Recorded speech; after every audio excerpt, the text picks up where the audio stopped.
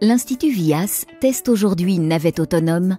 Il s'agit d'un petit bus capable de rouler sans conducteur. Toutefois, un accompagnant est encore toujours présent à bord de la navette de la marque EasyMile. La navette peut transporter jusqu'à 10 passagers et est adaptée aux personnes à mobilité réduite. C'est la première fois qu'un test avec une telle navette autonome est réalisé en Belgique.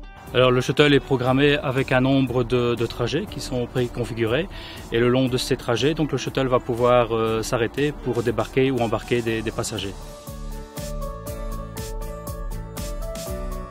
Pour ce test, la navette roule à une vitesse maximale d'environ 11 km/h, mais peut atteindre en pratique une vitesse supérieure de près de 20 km/h.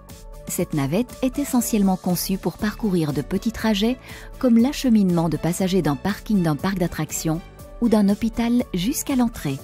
Pendant le trajet, donc, le shuttle va constamment surveiller son environnement au moyen de différents scanners et s'il détecte un obstacle lors de son parcours, il va soit adapter sa vitesse, soit ralentir, soit s'arrêter si nécessaire.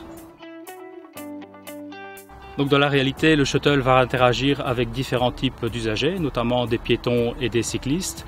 Et pour nous, donc, il est important de tester la capacité du shuttle vis-à-vis de ces usagers. C'est pour ça, par exemple, que nous allons tester notamment la traversée d'un piéton en face du shuttle.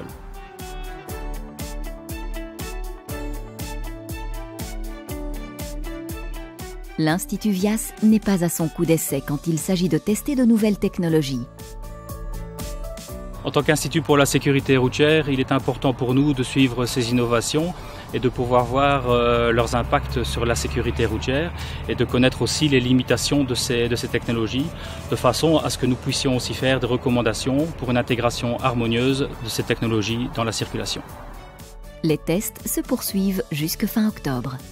Nous ne savons pas encore quand les navettes pourront circuler de manière totalement autonome en Belgique.